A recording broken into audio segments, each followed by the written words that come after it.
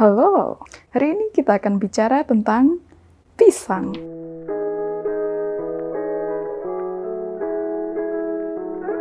Pisang, buah yang sangat seksi dan ikonik.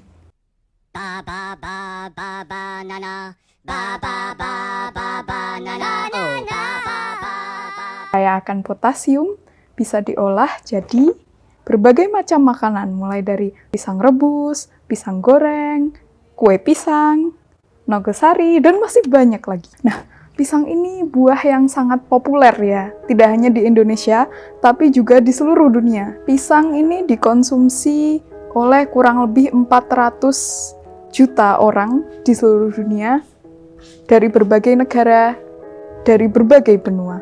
Rasanya sangat enak, teksturnya lembut, bisa dimakan oleh berbagai macam kalangan. Kalau misal punya asam lambung, tetap bisa makan pisang karena kandungan asamnya yang rendah. Sayangnya, buah kesayangan kita ini terancam punah. Loh, kok bisa? Sama halnya dengan manusia yang saat ini sedang berperang dengan virus COVID. Saat ini, tanaman pisang di seluruh dunia sedang diserang oleh sebuah fungi yang bernama Fusarium oxysporum FSP cubensis, atau yang disingkat dengan FOC. FOC adalah subspesies dari spesies fungi Fusarium oxysporum. Fusarium oxysporum adalah fungi yang dapat hidup baik sebagai saprofit, endofit, dan patogen. Sebagai saprofit, Fusarium oxysporum menguraikan jasad senyawa organik yang sudah mati. Sebagai endofit, Fusarium oxysporum hanya menumpang pada inangnya tanpa menyebabkan penyakit. Sebagai patogen, Fusarium oxysporum menyebabkan penyakit pada inangnya. Fungi ini bisa hidup di tanah, sarang serangga, dan berbagai tanaman seperti timun, tomat, kina, dan lain-lain. Fusarium oxysporum dibagi dalam banyak forma spesialis bergantung pada inangnya. FOC adalah forma spesialis yang menjadi patogen pada tanaman pisang. Fungi ini menyebabkan penyakit Panama atau layu fusarium pisang. FOC digolongkan menjadi 4 ras berdasarkan patogenitasnya terhadap kultivar pisang. FOC ras pertama bersifat patogen terhadap pisang Gros Michel, seperti pisang kultivar Ambon kuning dan pisang barangan. Ras 2 menyerang pisang kultivar silk, seperti pisang kepok. Ras 3 merupakan FOC yang hanya bersifat patogen terhadap tanaman hias Heliconia caribea. Sedangkan ras 4 merupakan jenis FOC yang paling ganas karena dapat menginfeksi kultivar pisang yang diserang oleh FOC ras 1 dan ras 2. Nah, generasi keempat ini ada dua, versi mutasinya ada dua, yaitu SR4 dan TR4. SR4 atau Subtropical Race 4 hanya bisa menyerang pisang yang ditanam di daerah subtropis. Yang satunya lagi, TR4 atau Tropical Race 4, itu bisa menyerang pisang di daerah subtropis dan daerah tropis. Tapi TR4 ini berasal dari daerah tropis dan lebih mematikan daripada varian satunya yaitu SR4. Gejala layu fusarium oleh fungi TR4 mirip dengan gejala layu fusarium pisang pada umumnya. Diagnosisnya pun sulit, karena tidak mudah membedakan layu fusarium TR4 dan layu akibat fungi lainnya. Pisang yang terkena fungi TR4 baru menunjukkan gejala kurang lebih 4 bulan setelah infeksi. Gejala awal yang muncul adalah daun menguning, layu, kemudian mengering. Daun pohon pisang yang terkena fusarium akan merunduk layu. Kondisi ini disebut dengan skirt, karena daun pisang tampak seperti rok menggantung. Jika batangnya ditebang, akan tampak lingkaran-lingkaran hitam. Ini karena fusarium telah berkembang biak di pembuluh batang, sehingga menyebabkan nekrosis atau kematian jaringan pembuluh. Air dan unsur hara tidak dapat didistribusikan, sehingga tanaman pun akhirnya mati.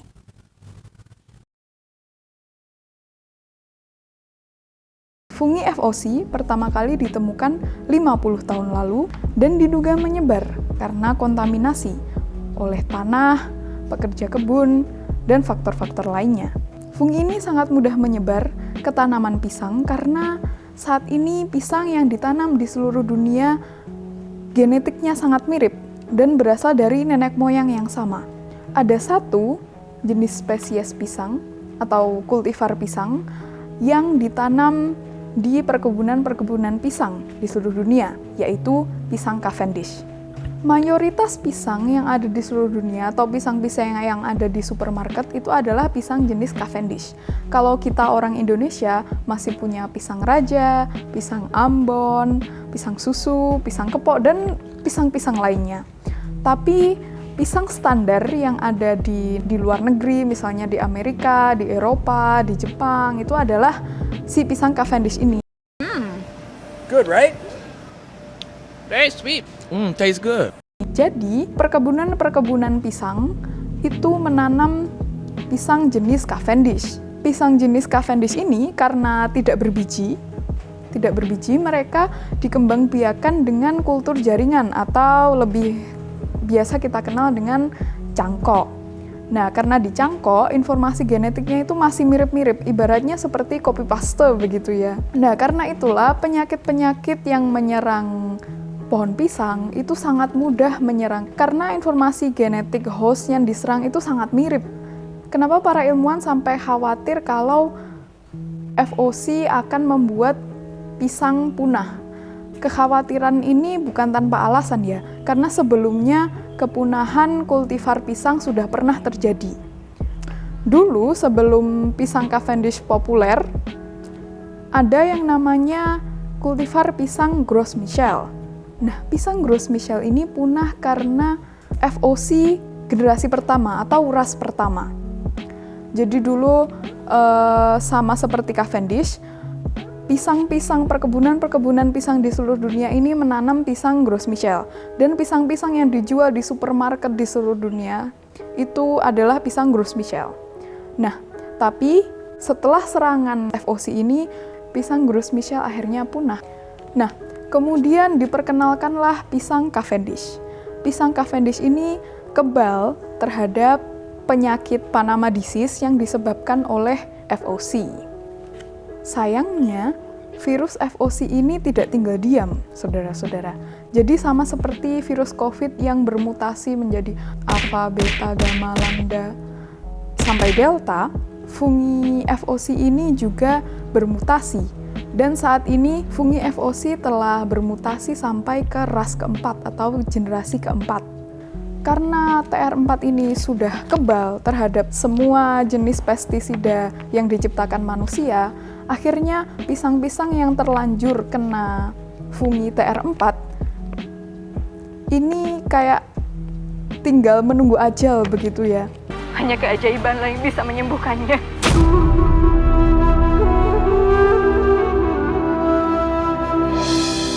Satu-satunya hal yang bisa kita lakukan kalau misal ada tanaman pisang yang terkena TR4 adalah menebang pisangnya, kemudian mengambil tanahnya, kemudian disingkirkan atau dimusnahkan atau disterilkan. Karena kalau tidak, itu akan menyebar ke tanaman pisang lainnya. Sterilisasi ini sangat penting karena fungi TR4 bisa bertahan tanpa inang selama 30 tahun di dalam tanah. Bayangkan ya, 30 tahun itu misalnya kalau sekarang tanaman pisang saya kena TR4, kemudian tidak saya sterilkan tanahnya, saya tidak bisa menanam pisang di tanah itu lagi sampai tahun 2051.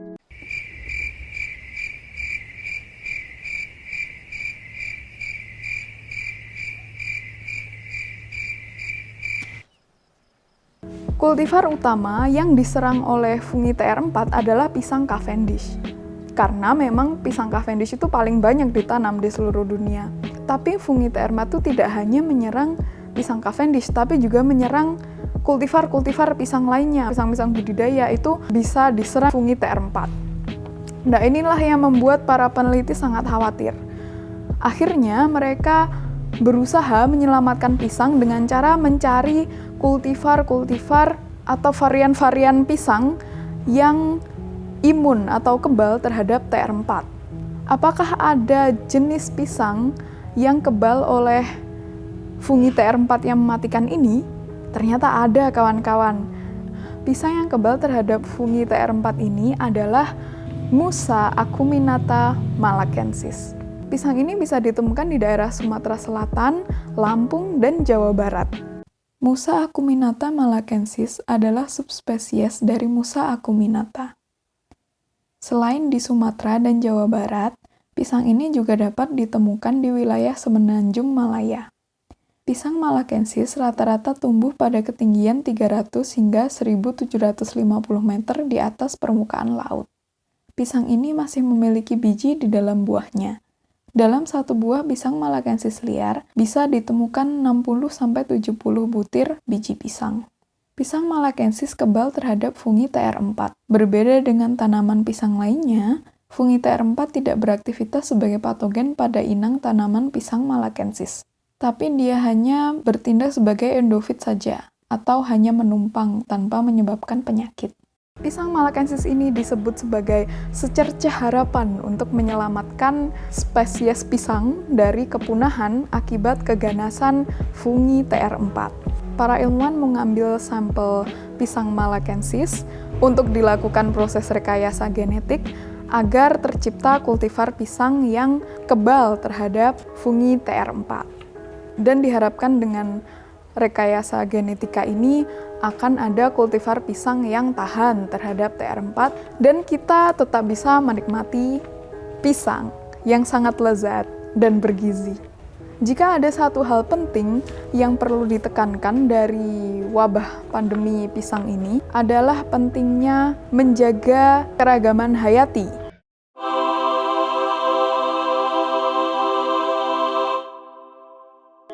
Mungkin kalau dilihat dari perspektif ekonomi ya, menanam satu jenis kultivar pisang saja untuk kepentingan budidaya ya, untuk kepentingan ekonomi, untuk dijual, untuk dikonsumsi, itu mungkin menguntungkan karena orang-orang di mana-mana itu sukanya menanam pisang Cavendish. Tapi kalau kita hanya menanam satu jenis pisang saja, atau kalau kita hanya melestarikan satu varietas tanaman saja dan membiarkan varietas-varietas lainnya menghilang, perlahan punah, yaitu pada jangka panjang itu akan merugikan karena kita tidak akan tahu kapan akan muncul virus-virus atau fungi-fungi atau bakteri lain yang sangat mematikan. Monokultur itu secara ekonomi menguntungkan. Tapi, monokultur itu tidak sustainable, seperti pada kasus pandemi pisang ini. Bayangkan apa yang terjadi kalau Musa acuminata malacensis atau pisang malacensis ini tidak ada. Maka kita akan kebingungan bagaimana kita bisa menyelamatkan pisang dari TR4 ini. Jadi sangat penting untuk menjaga keragaman hayati, menjaga kultivar-kultivar, menjaga plasma nutfah kekayaan alam yang ada. Meskipun kalau dilihat dari perspektif kita sebagai manusia, buat apa sih makan buah pisang yang isinya cuma biji doang, yang dagingnya nggak enak? Apa sih manfaatnya melestarikan spesies-spesies itu? Nah, kita nggak akan tahu manfaatnya sampai hal-hal seperti ini terjadi. Ya, sekian video kali ini. Jika ada kata-kata yang salah, silahkan koreksi saya di kolom komentar. Saya bukan orang ahli atau orang yang berpengalaman di bidang ini. Saya hanya seseorang yang ingin berbagi untuk kebaikan bumi dan organisme di dalamnya. Like, share, komen, subscribe. Jika kalian suka video ini, itu akan sangat membantu channel saya. Kalau tidak suka, silakan dislike atau apapun. Itu pilihan Anda sendiri, kebijaksanaan Anda. Sekian dan terima kasih.